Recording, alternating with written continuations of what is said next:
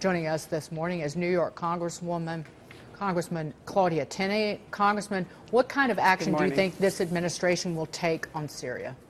I think I'd take the advice of our great General Mattis, who's Secretary of Defense, who's saying they're waiting to determine what's going on. I just heard for the first time that you said that President Macron or Prime Minister Macron has said that they've proven that the chemical weapons are a cause of Syria.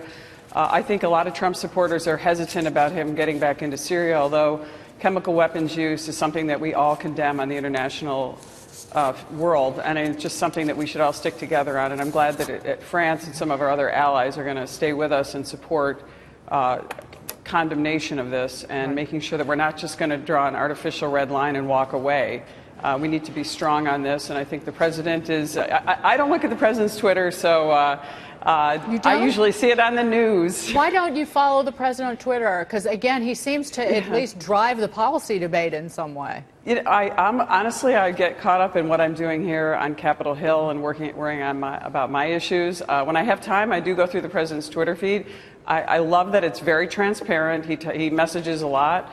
I do think that he messages on a volume basis, maybe not on so much of a qualitative basis, but I think that you can look at, I mean, I think it's great that he's transparent and he's stepping over the media, because we all have that problem with the media and trying to get our message out. So I think that is a great messaging tool for him, and we all use Twitter. But I do think you can't just read literally into every tweet that's coming out. Leah, do you have a question on Syria before we move on? Because we mentioned Emmanuel Macron, and I will point out the U.S. and France have positioned warships armed with cruise missiles within firing range of Syria. And then we have Prime Minister Theresa May meeting with her cabinet to discuss Syria today. Yeah, I'd really like to hear sort of what the insight is from Congress right now on what the plans should be in Syria, because, you have the Pentagon looking at what targets they may be able to hit or they may want to hit. I'm sure that they're looking at intelligence to determine where Syrian assets are being moved, because of the fact that this is retaliation is expected at this point. So what's the word on the Hill as far as, what would be the appropriate reaction? Well, I think there's obviously concern depending on which camp you're in. I heard some conversations yesterday on the floor and in our caucus about, or conference, I should say, about whose power is it to do this? The Congress to declare war, the president, you hear that a lot. But I think it's really instructive that General Mattis is taking a very deliberative approach, and I think that he's waiting to see what the real cause is, how we should act, what assets we have in place. And I think that makes me feel good that we have a deliberative approach to how we're handling this. And as I said earlier, President Trump's supporters don't want us to get into some protracted battle in Syria. Obviously, we need to stand up for what's right in the world, and we need to be the leader. But I think that doing that in a deliberative way and making sure we know what's happening and we have a very strategic response, I think is really important. You were talking about your constituency, the people who voted for you, who live in your district, Congressman, and that gets right to my next question. Tensions over tariffs and trade. China's Commerce Ministry said overnight that the U.S. is not, if it's not sincere, that means the U.S., in its attempts at a dialogue, trade negotiations will be impossible. These comments come after some kind of conciliatory statements from China's President Xi Jinping, who vowed to further open the country's economy, lower import taxes even on automobiles. Today, the president is going to meet with congressional leaders and governors to focus on subsidies for farmers who might be hurt from this trade battle. Again, tariffs announced by China on many farm products, including pork and soybeans. Congressman, your thoughts on the negotiations so far? Yeah, well, look, China is a huge issue. It's probably, as General Mattis, again, hate to keep quoting him, but I think he's a great leader, has said China is one of the most difficult long-term problems that we have facing us in terms of, on many levels, economic, politically. And right now, China, I just came back from a trip to South Korea, Taiwan, and meeting in the Dalai Lama, actually, and the Tibetan government in exile in India to see just the threat and the aggression that China has.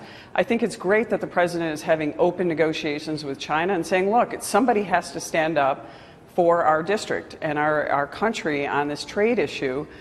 Trump won my district probably very handily by nearly 16 points because of the trade issue. I have the Rust Belt of New York. We've lost all kinds of jobs, because of NAFTA. Right now, we're seeing, dairy is a huge issue. You talk about soybeans crops, but dairy, New York is the #3 dairy producer in the nation, and we're seeing an unfair trade advantage, just for example, with NAFTA and the Canadian pricing on Class 7 milk. There are a lot of issues that are affecting us, and that I think the president's standing up and forcing China to the table, letting them react. You're seeing that China has backed down a little bit, and that we need to confront this. And I think the president's attempting to do that. And trade is a big issue in my district. We need jobs. We need to bring our companies back. And I heard you mention earlier something really important that's happening is that for once we now have a competitive tax rate for corporations.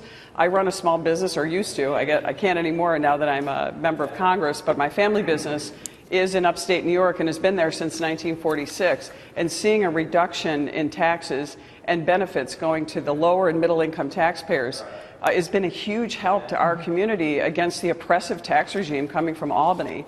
So a little bit of relief on the federal side has been a big boon for our district, and giving us a competitive advantage, and knowing that many of the companies that I've spoken with who were once great iconic businesses in New York and founded there are coming back. They're coming back to the United States because of tax reform.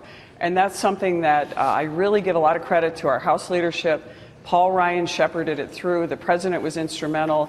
And that's something that showed that we could get together as Republicans, which we need to do, and fight for things that matter to our lower and middle income taxpayers. And that as much as the Democrats wanted to cry the tax relief, it's working, and people know it. They feel it in their paychecks. They see it. Well, Congressman, speaking of Paul Ryan, who should take his place? Give me a name. That's a... Hey, let me first say, my sincerest wishes to Paul Ryan. He has been an elegant, strong leader. He's been maligned by some. He's a policy guy. He's a conservative. He's someone I respect very much. Even as a new member, I've heard you hear all this terrible stuff, but he has led our House and our conference with dignity. I don't agree with him on 100% of the issues, but he's put together and cobbled together a number of great initiatives. He's had a number of wins. Obviously, we wish that Obamacare repeal and replace could have been passed in the Senate, but I think he's great. In terms of our leadership, we have great leadership in the House. It's one thing that I've learned. I came in here as an independent conservative, and I look and see that, it's tough to govern with a group that's so diverse as the Republican conference. It's a lot of work to put us together. I mean, the Democrats stick together no matter what, but we actually stand on principle and policy. So I'm supportive of, let's see what shakes out this year. Paul Ryan says he's going to take us through to the finish next January 3rd. Let's let him keep doing that. Well, Congressman, you all need, on the Republican side, a big kumbaya moment, holding hands to fight back the Democrats in November. I agree. Thank you, Congressman. Thank you so much. Claudia Tenney.